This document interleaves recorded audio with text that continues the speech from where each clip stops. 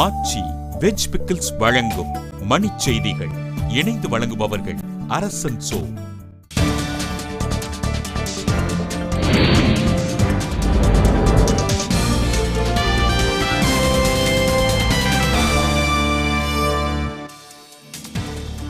இலங்கைக்கு எதிராக ஐநாவில் கொண்டுவரப்படவுள்ள அமெரிக்க தீர்மானத்திற்கு ஆதரவளிக்க மொரீஷியஸ் முடிவு.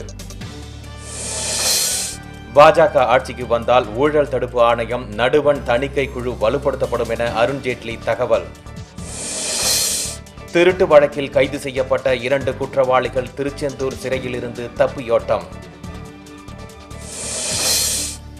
மயிலாடுதுறை அருகே நடைபெற்ற தில்லையாடி வள்ளியம்மை நூற்றாண்டு விழாவில் தென்னாப்பிரிக்க இந்தியர்கள் பங்கேற்பு. கோரிக்கைகளை வலியுறுத்தி திருவண்ணாமலையில் நடைபெற்ற சத்துணவு ஊழியர்கள் ஊர்வலத்தில் 30,000 பேர் பங்கேற்பு.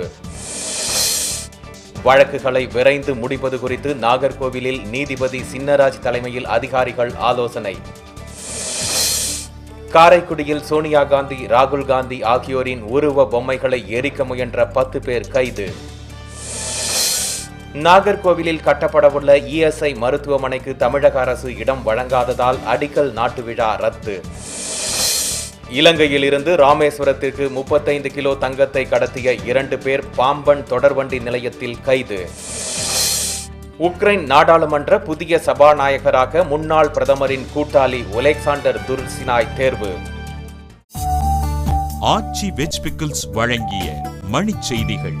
இணைந்து வழங்கியவர்கள் அரசன் சோ.